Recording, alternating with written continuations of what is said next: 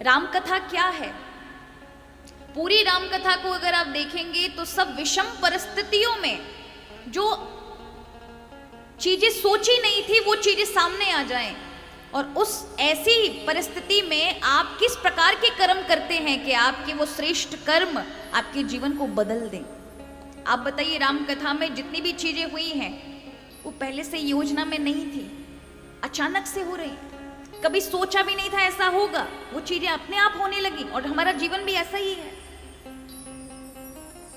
दशरथ जी को पहले एक भी पुत्र नहीं था, मांग की एक पुत्र हो जाए, 4 मिल गए, योजना नहीं बनाई थी।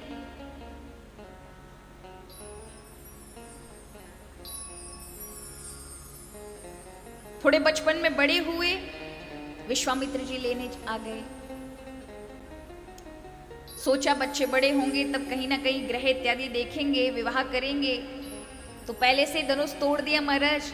दूल्हा पहले मिथिला जाकर चले गए, विराजमान हो गए, पीछे से बारात आती है, अभी विवाह करके ही आए थे, योजना बनाई, युवराज पद पर बिठाते राम जी को, पर किसी को नहीं पता था कि अगले दिन 14 वर्ष का वनवास लगेगा।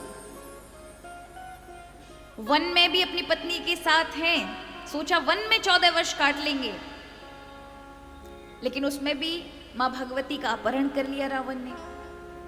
तो अब आप बताइए, ये जितनी भी परिस्थिति हो रही है, क्या पहले से ये सब योजना बनाई गई थी कि ऐसा होगा? सोचा कुछ और था, मिल कुछ और रहा है। हम सबका जीवन भी ऐसा ही चलता है। हम सोचते बहुत कुछ है, ये करेंगे वो करेंगे, ऐसा होगा, 10 साल बाद हम ऐसे होंगे, 5 साल बाद इस स्तर पर पहुंचेंगे, लेकिन होता वही है जो जीवन के कर्म प्रारब्ध चाहते हैं। अब परिस्थिति चाहे आपने अच्छी चाही लेकिन मिल गई गलत, मिल गए दुख के समय, ऐसे में क्या करेंगे?